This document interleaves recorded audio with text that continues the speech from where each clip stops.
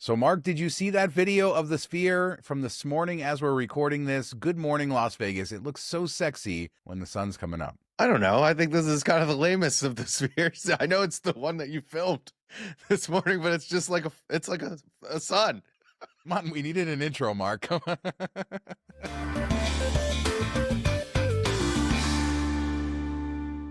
So the transition has begun over at Cromwell. Shout out to DJC Photo for sending us or tagging us on this on X, but they're starting to take down the sign, Mark. Are you getting excited? The Cromwell is going away finally. Vanderpump Hotel. This was Bill's, I think, the first time you experienced it. Many of us remember the Barbary Coast, a long storied history of this little tiny property on the corner. But as much as I liked the Cromwell and I love the idea of the boutique hotel, I really am excited for Vanderpump. It'll be interesting to see what she does. She has such great aesthetic when she designs places that have high hopes. So it sets me up for failure, but I'm excited. And it's just weird that, they announced it and all of that, but we haven't seen any concepts. I don't think we don't have a timeline. It just seems very hush hush on everything else. Yeah, it's very un-Caesars like. They've been having a bunch of trouble keeping rumors at bay this week. So I don't know what they're doing with Cromwell, but maybe it's going to just blow everybody's mind. Hopefully, I mean, they have done some really good new spaces, not only with Vanderpump and elsewhere. So to give them credit for that, we expect something good here. Yeah, I mean, we've talked about the Flamingo and how much they've done there and how everything has looked great. The fear is, did they run out of money before she got it to do it? And maybe that's why they're not talking about it. She's going to try to put lipstick on a pig with short funds. Who knows? I don't think that's going to happen, but yeah, hopefully we'll learn more. Really excited to see some drawings and concepts, and I don't really know that we even know how long this is going to take, but it is starting now. I was on the Strip this week for a lot of things, and I'll talk about a lot of things, but this elevator, this is the update in the elevator follies. Always interesting things going on with elevators. This was at the MGM Grand. It looks like the Tower of Terror. I just don't understand how you leave this there with the door open. You can't close it, and then you just put like a floor maybe wet sign in front of it. It looks kind of terrible. Yeah, and the door is like collapsed in. How does this happen? Somebody, when I posted this on Twitter, somebody says this happens all the time. I was like, I've never seen an elevator door like that. Obviously, broken elevators happen all the time. I encountered several yesterday, broken escalators. That doesn't get better. But yeah, somebody could just go in and you would think it's dangerous. Yeah, nobody was watching it. I'm guessing there's some, like the cable's all fine and nothing's gonna fall, but it doesn't look like the safest thing. And, if people are willing to take flamingos back to their hotel room, some drunk idiot's willing to jump in the broken elevator. Yeah, for sure. That wasn't MGM's only problems. We were at New York last night as well, and I finally got to experience one of those system outages that everybody talks about where it was requiring hand pays for some people. I saw a couple people with $100 hand pays, but basically once you cashed out the money, the tickets weren't working anywhere. You couldn't cash them in. You couldn't put them into another machine. And then it was like crazy to watch the line for the cashier grow and grow and grow and grow and stretch across the entire casino. I mean, this is your job. Like, this is what you're supposed to do. You can't have this happen. I don't understand how this happens. It's crazy how often it happens, too. Yeah, it wasn't a wider outage because we went to MGM Grand right after that. MGM Grand systems were working, but yeah, all the machines just turned into not in use. It happened right in the middle of when we were gambling, but we were able to cash out, and then that ticket worked nowhere. And then we had to wait like 30 minutes to cash in the ticket. So not fun, but yeah, I don't know what's causing all this. It obviously probably wasn't a hack because it wasn't at other properties, but it's not fun at all. And they didn't really like surge staff over the cashier either. Luckily, we got over there pretty quickly. And then by the time we left, there was probably 100 people in line. Now, since there wasn't an outage at other casinos, I know sometimes you can take chips from one MGM property to another, cash them in. Could you do the same thing with tickets when you guys were walking over to MGM? Could you just taken the ticket to the cashier there? No, unfortunately, you cannot do that. So you're stuck in the line, or they have the expiration. So you can go back, what is it, up to 6 months, I believe now, at their properties. So yeah, you're out of luck. Just wait in line or come back later. Or you can just mail it to your friend that lives in Vegas like our buddy did to you once. Yeah, he gave me a nice premium on that, so I'll take that. A nice little cut to go cash it in for you. But we have some sad news, Mark. Saks over at the Fashion Show Mall is closing after 45 years it's been there. It's older than I am. It opened in 1981, and Neiman Marcus Saks announced a bunch of closures of stores, including the one at the Fashion Show Mall. Famous in our circles for gift cards with Amex Platinum cards. But the writing was sort of on the wall. Thanks to George over at Las Vegas Advisor for being the first to let me know about this. But they've been kind of not getting all the stock of stuff for a while. Now, the Neiman Marcus right next door, which is owned by the same company and is right on the corner, that will remain at the Fashion Show Mall. Yeah, it's not surprising. Saks has been struggling, especially since the purchase of Neiman Marcus. I think that kind of started this tailspin, or maybe it was already going this way. But it is surprising to see the Vegas store close, since there's so many high-end shopping places there. You think that they bring in affluent people with money that are willing to spend and shop at Saks and blow the kind of money, like $300 pair of jeans and stuff like that. So you think that would be one of the ones that would stick around. Maybe rent's just really high. And the store near me in Troy, Michigan, is actually staying open, one of the few. And the last time I was in there to use some gift cards, it was not in the best of shape. The second floor was kind of barren. It just seemed depressing in there. So I'm surprised that one's staying open. It's a little bit beat up. I would think Vegas would have gotten the nod over that one. Yeah, I think the Neiman Marcus is a better location in the mall because it's closer to the strip. It's right on the corner. My dad got married there back in 2007. They had that restaurant that overlooks the corner of the strip right on Spring Mountain. So I think it's probably doesn't make sense for the same company to have both locations, but it's sad. It was a sort of a flagship store, and I know a lot of people, because of the tourism, shopped and did fancy things in there, I guess. So hopefully the one on Fifth Avenue, long live it. I mean, there's not many left, but we need that OG to stay in business. That's a pretty cool place. I guess your dad didn't know about Taco Bell Cantina. No, it didn't exist yet. In a second, we're going to talk about Resorts World going for the ultra luxury experience. But before we do that, I would love to invite you to subscribe. Thousands of you are watching the channel. You're not subscribed. We're almost at 60K. Help us get there right now. Thank you so much in advance. But let's talk Conrad Complete, Mark. Conrad, what is this? This is like ultra luxury, all inclusive. You get access to their well, let's go through the benefits of Conrad Complete before I tell you the price. And then everybody out there, I want you to think in your mind, what is this going to cost you every night? But you get exclusive access to Club 66. That's their membership kind of fancy club. And that does include continental breakfast and evening social hour with spirits, beer, and wine. You get curated prefix lunch at Viva, Agave Bar, and Wally's. Prefix dinner at Kusanori, Fuhu, and Wally's. And then you get resort pool access, complimentary entry to the Zook nightclub, and complimentary valet service for your stay. How much would you pay for all of that at the Conrad? What about the booze, man? Where's the booze? Besides that twilight hour, no booze, no pool booze, nothing? And prefix menus too. I don't know how good, I mean, these are good restaurants, but it looks like the price was between $500, $700. I saw some nights that it was higher than that, but it averaged between $500 and $700 a night for this package.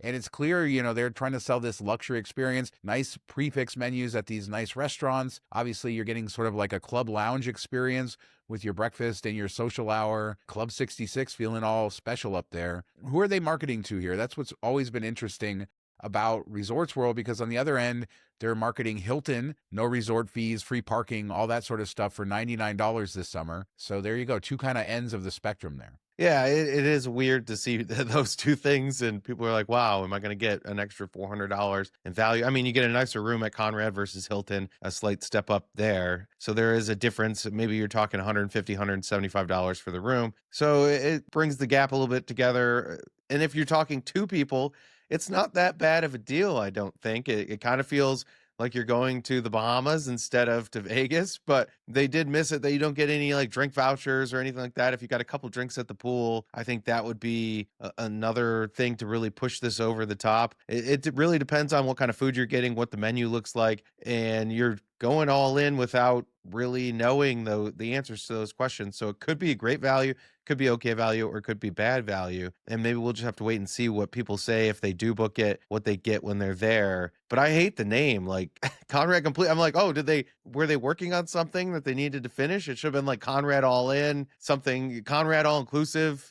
The Caribbean comes to the Conrad. I don't know. Yeah, I did look. I couldn't find any menus. Maybe they are available and I wasn't able to. So if you know of them, let us know down in the comments. But yeah, I mean, and also they have a more luxury hotel there which would make more sense. It doesn't have as many rooms, and that's probably why they're trying to sell the Conrad. I think the rooms from Conrad are a pretty big step down from Crockford's, but yeah, I mean, this is obviously not for me, but I think the Club 66 and that sort of club lounge experience, club lounges are great, and this looks great, but like you're saying, you're talking hundreds of extra dollars, and that's not something uncommon in tourist areas. So some people are willing to pay. Just let us know down in the comments, would you be willing to do that? Because you can sometimes, short cut status and things like that to get all kinds of perks that you don't have to pay for, and MGM wants you to do that now. Yeah, I like that this goes out to current members. A lot of times we see matches, it's only for new people or somebody hasn't had an account for a while.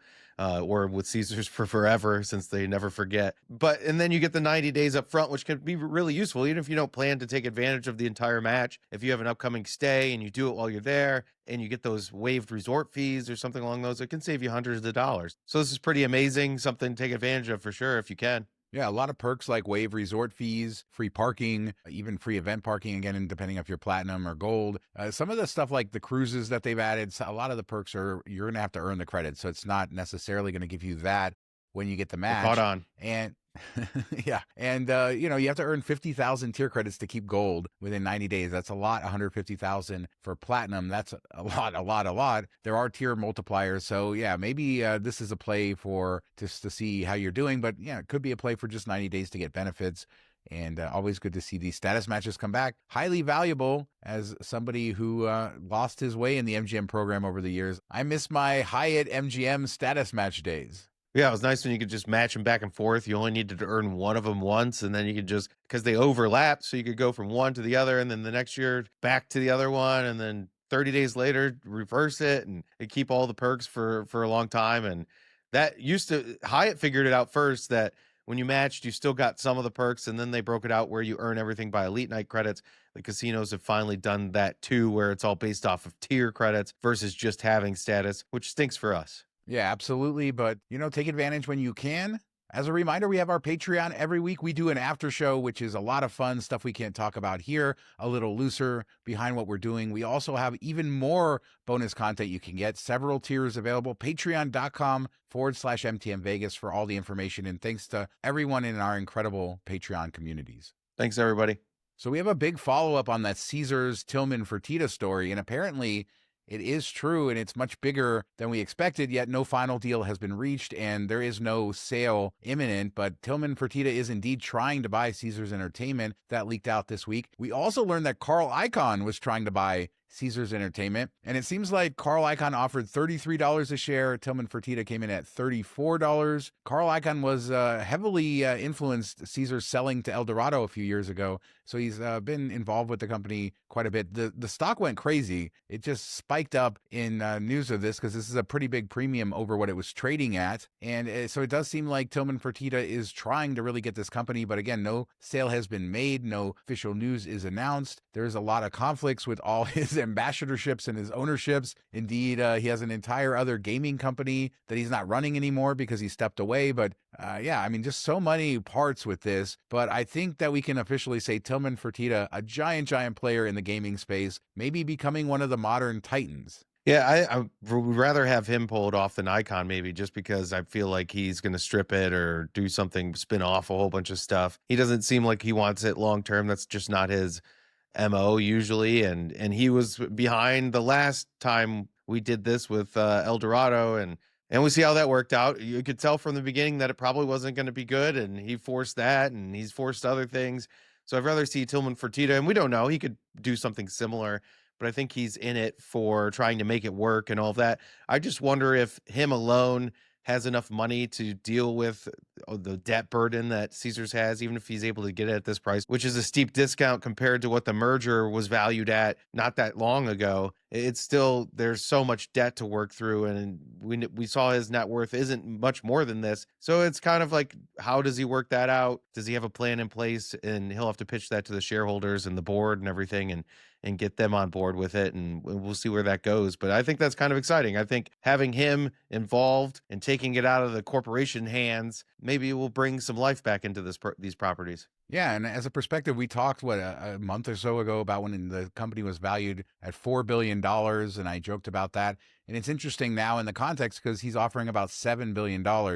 So you can see the premium over what it's been traded at recently, but even over what it was a month ago is significant because it had been going up quite a bit since then. So, I have to think that shareholders are really going to like this if it's the case. Caesars does have a partner in Vici, which owns most of its land and has some say in some sales of its digital operations and stuff, but it does seem like this would go through. Fertitta is also the owner of the Rockets, so you don't know, with sports betting, if his team can be bet on in his casinos and some other rules that have to be established. But it seems like I can't imagine shareholders not voting for this. I would have to imagine he's going to sell the Rockets if he's buying this. Don't you think he'd need that capital? And then if you're not allowed to make any bets that games that the Rockets are in, that kind of hurts your sports book across the nation, online and in the brick and mortar locations. So I would think that that's part of this. That would be my guess.